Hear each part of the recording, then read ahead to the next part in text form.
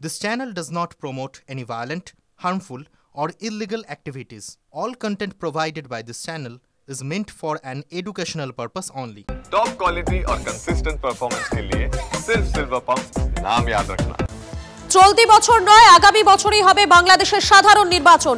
সাঁড়াশি চাপে অবশেষে বাংলাদেশে ভোটের দিনক্ষণ ঘোষণা করেছেন মোহাম্মদ ইউনূস। জাতির উদ্দেশ্যে ভাষণে তিনি জানিয়েছেন 2026-এর এপ্রিলের প্রথমার্ধে বাংলাদেশে ভোট হবে। নির্বাচন কমিশন নির্দিষ্ট সময় রোড ম্যাপ দেবে। এবছর ডিসেম্বর মাসের মধ্যে নির্বাচন চেয়েছিল বিএনপি। এই নিয়ে চাপ বাড়িয়েছিল সেনাও, কিন্তু সেই ডেডলাইন মানলেন না ইউনূস। কৌশলে 26-এ ভোট নিয়ে গেলেন অন্তর্বর্তী সরকারের প্রধান উপদেষ্টা। সুষ্ঠু অবাধ নির্বাচনের লক্ষ্যে যাতে উপযুক্ত পদক্ষেপ করা যায় সে ব্যাপারেও আর্জি জানিয়েছেন ইউনূস।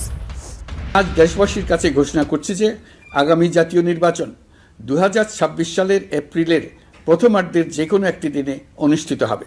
এই ঘোষণার ভিত্তিতে নির্বাচন কমিশন উপযুক্ত সময়ে আপনাদের কাছে নির্বাচনের বিস্তারিত রোডম্যাপ প্রদান করবে। আমরা এমন নির্বাচন চাই যা দেখে অভ্যুত্থানের শহীদদের আত্মা তৃপ্তি পাবে, তাদের আত্মা শান্তি পাবে। ডিসেম্বরের মধ্যে বাংলাদেশের নির্বাচনের দাবিতে অনড় বিএনপি 2026-এর এপ্রিলের প্রথমার্ধে জাতীয় নির্বাচনের কথা ঘোষণা করেন বাংলাদেশের অন্তর্বর্তী সরকারের প্রধান উপদেষ্টা মোহাম্মদ ইউনূস। এপ্রিলে ভোট হলে আবহাওয়া প্রতিকূল থাকার একটা আশঙ্কা। এছাড়াও সেই সময় রমজান মাস চলবে, প্রবল গরমে এবং রমজানের প্রচারে অসুবিধা হতে পারে, তাই ডিসেম্বরে ভোটের দাবি করেছিল বিএনপি। বিস্তারিত জানবো, আমাদের সঙ্গে রয়েছেন আমাদের প্রতিনিধি প্রসেনজিৎ রয়েছেন। প্রসেনজিৎ, আমরা দেখেছি বারবার করে বিএনপি কিন্তু একটা দাবিতে একেবারে অনড় ছিল যে বছরের ডিসেম্বরের মধ্যেই সাধারণ নির্বাচন করানো হোক, এবং সেক্ষেত্রে অন্তর্বর্তী সরকারের উপর একটা চাপ বাড়িয়েছিল সেনাও। কিন্তু মোহাম্মদ ইউনূসের যে অন্তর্বর্তী সরকার তারা কিন্তু স্পষ্ট জানাচ্ছে যে 2026-এর এপ্রিলের প্রথমার্ধেই এই জাতীয় নির্বাচন তারা করবেন। দেখো, বাংলাদেশের ছোট বড় বিভিন্ন রাজনৈতিক দল বিএনপি সহ প্রত্যেকেই চাইছে চলতি বছরের শেষের মধ্যেই কিন্তু নির্বাচনটাকে করে ফেলা যাক, এবং সেই কারণেই তারা প্রথম থেকেই চাপ বাড়াচ্ছিল ইউনূসের উপর। সেনাবাহিনীর তরফেও দ্রুত নির্বাচন করার কথা বলা হয়েছিল এবং এই বছরের মধ্যেই তা করতে বলা হয়েছিল, কিন্তু ইউনূস জানিয়ে দিলেন আগামী বছরে নির্বাচন হবে এপ্রিল নাগাদ। কিন্তু যেই সময়কালের কথা ইউনূস বলছেন, রাজনৈতিক দলগুলো মনে করছে এর মধ্যেও একটা কৌশল রয়েছে।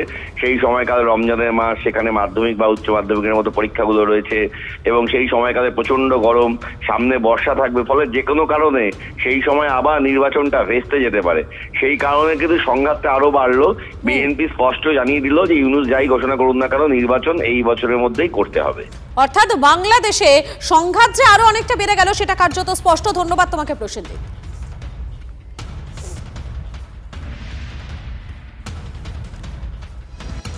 ইউনূসের রক্তচাপ বাড়িয়ে বাংলাদেশে ফেরার ইঙ্গিত এবারে শেখ হাসিনার।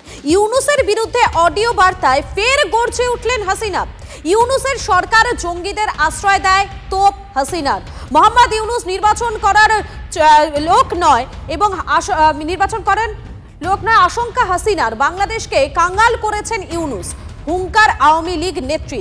আরো একবার জানাই আপনাদেরকে, একদিকে যখন অন্তর্বর্তী সরকারের উপদেষ্টা, প্রধান উপদেষ্টা মোহাম্মদ ইউনূস তিনি যখন নির্বাচনের ঘোষণা করছেন, ঠিক তখনই শেখ হাসিনা তিনি একটি অডিও বার্তায় আবারও গর্জে উঠেছেন। মোহাম্মদ ইউনূসের বিরুদ্ধে তিনি আবারও গর্জে উঠেছেন এবং তিনি তোপ দেখেছেন মোহাম্মদ ইউনূসকে। তিনি বলছেন ইউনূসের সরকার জঙ্গিদের আশ্রয় দেয়, এমনই তোপ দেখেছেন হাসিনা। মোহাম্মদ ইউনূস নির্বাচন করানোর লোক নয়, আশঙ্কা হচ্ছে হাসিনার, এবং বাংলাদেশকে কাঙ্গাল করেছেন ইউনূস, হুঙ্কার দিয়েছেন আওয়ামী লীগ নেত্রী।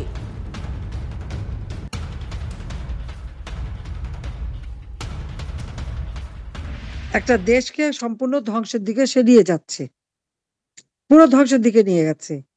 কিন্তু বলছে আমরা কি সব করে ফেলবে। আর অনেকে বলছে নির্বাচন।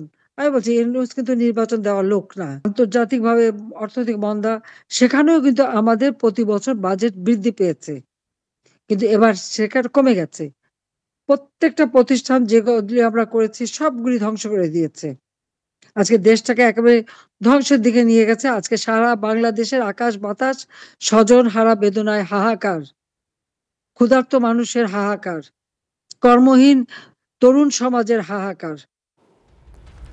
আমাদের সঙ্গে রয়েছেন আমাদের প্রতিনিধি রক্তিম রয়েছেন। রক্তিম, একটা বিষয় দেখুন, একদিকে যখন বিএনপি এবং সেনা একেবারে লাগাতার চাপ চালিয়ে যাচ্ছে যে এবছরই নির্বাচন করতে হবে, ঠিক তখনই মোহাম্মদ ইউনূস ঘোষণা করছেন সামনের বছর এপ্রিলে নির্বাচন হবে, এবং তারই মাঝে একটি অডিও বার্তায় রীতিমতো গর্জে উঠছেন শেখ হাসিনা। শুধুমাত্র গর্জে উঠছেন বললে ভুল হবে, ইউনূসের রক্তচাপ যে আরো অনেকটা বাড়িয়ে দিয়েছে, তিনি বাংলাদেশে ফেরার একটা ইঙ্গিতও দিচ্ছেন। দেখো, বিএনপি ঘরের মধ্যে বিএনপি, ঘরের বাইরে শেখ হাসিনা। ঘরের মধ্যে বিএনপি ক্রমাগত এই যে এপ্রিল মাসে নির্বাচন করবেন বলেছিলেন, তিনি বলেছিলেন ডিসেম্বর থেকে জুনের মধ্যে নির্বাচন কবে প্রাথমিকভাবে বলেছিলেন, তারপর বলেন এপ্রিল মাসে তিনি নির্বাচন করবেন।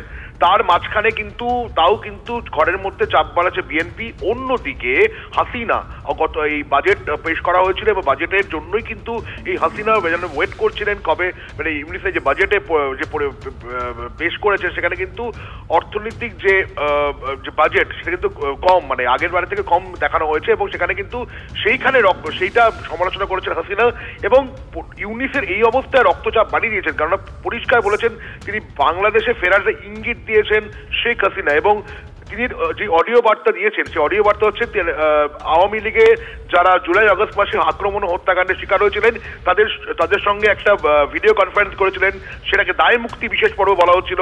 সেখানে শেখ হাসিনা বলেন যে ইউনিসের সরকার জঙ্গিদের আশ্রয় দেয়, প্রথম বড়।